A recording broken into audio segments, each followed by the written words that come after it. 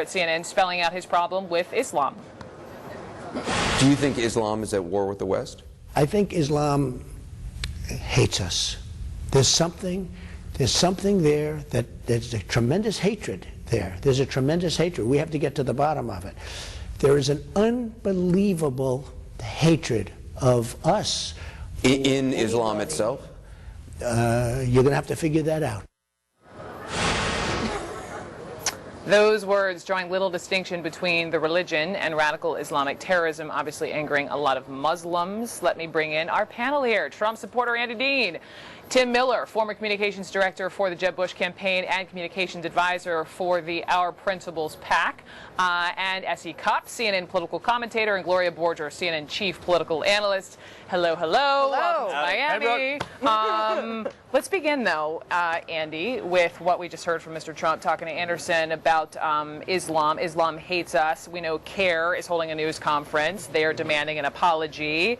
What say you? Well, I'm proud of what Donald Trump is doing, and I really want to get into this, so no yelling until I know people are going to freak out. But what Donald Trump mostly is talking about is the culture of Islam. Culture means a value system. And if you look at the culture of Islam in the United States, these are wonderful people. They're 3 million Americans, just as American as me or you. They're engineers, they're doctors. They love America, and they love American culture. And what does that mean for Muslims in America? It means that if you're in the Muslim religion in America, you can get a divorce as a woman without being killed. You can be gay without being thrown off a building. You can leave the religion without being executed. However, the culture of Islam in the Middle East and South Asia, if you're gay, you do get thrown off a building. If you're a woman who tries to get a divorce, you do get murdered. So we love Muslims in the United States, but we won't allow, and what we won't tolerate is the hatred of the culture in the Middle East to come into the United States and preach their hatred here. Trump will not allow that. Tim, is that fair?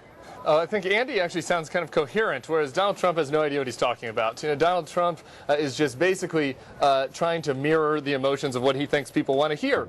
There's this sense of Donald Trump that he tells it like it is or says what people really think. No, he says what he thinks people want him to say. He says what the room wants him to say. And so when it comes to this issue in particular, what people should be really worried about is that Donald Trump has no respect for the Constitution, no respect for freedom of religion, and when you are opening up the door to banning citizens of this country from re-entering the country because they are of one religion, that is a very dangerous and slippery slope that does not share the values that this country was founded on. And I think he's had a really tough time answering for that, which is why you see kind of the verbal nonsense that he gave to Anderson last night. I want to come to you all, but I'm staring at you because I want you to respond to that. No respect to the Constitution. You've got to remember where Tim is coming from, and I understand where Tim is coming from. He has millions of dollars from the Ricketts family that's supporting his super PAC.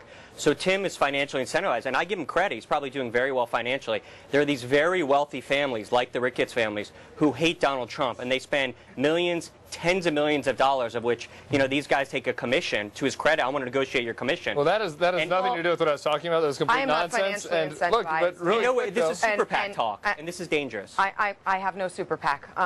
And I think the argument that you lay out, Andy, is the correct argument, and those distinctions matter.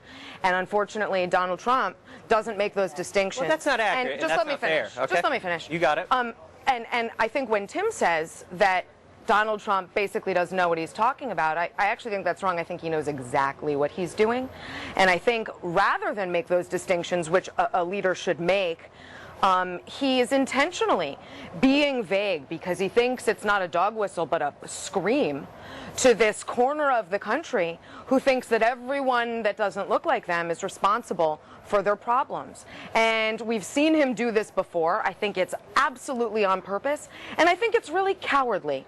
Have the courage, Donald Trump, to make those distinctions, he does, make an argument that makes sense and that doesn't intentionally offend a huge portion of the segment. Not just engineers, Andy, but Muslims who fight for this country, who put on our uniform and go overseas and fight and die for this country. That would be courageous. I think it's strange when a presidential candidate makes a blanket statement that says Islam hates us.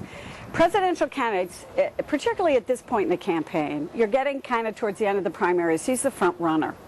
There needs to be more nuance and explanation. When Anderson tried to follow up, he said, you figure it out.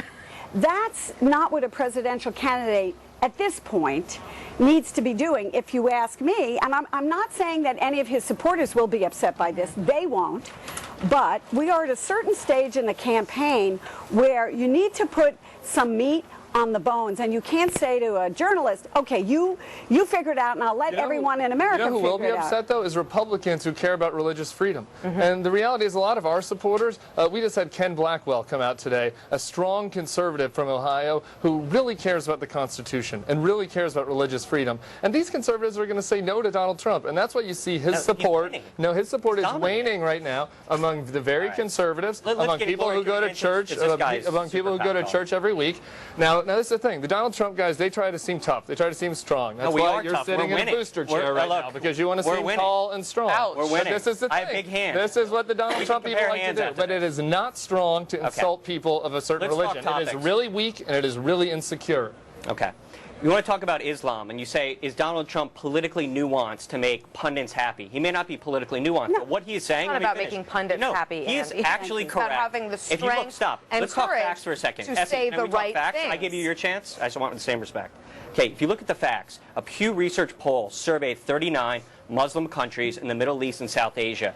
And I ask you to look at that poll and see how they feel about women, see how they feel about Israel. When the majority, we're not talking about 5 or 10%, the majority want to see the destruction of Israel. The majority believe that America is evil. So when Donald Trump says Islam hates us, that is correct. Why didn't he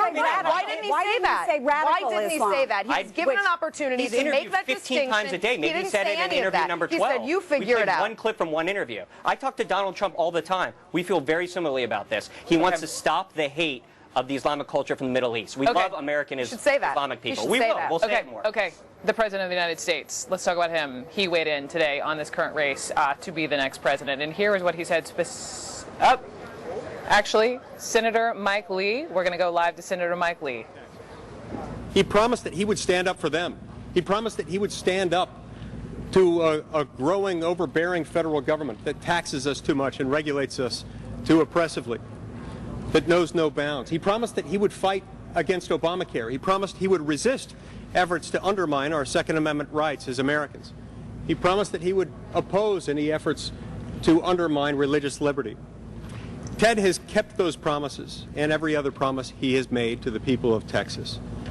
And it's with that trust that he's earned that he's going to move forward and unite our party.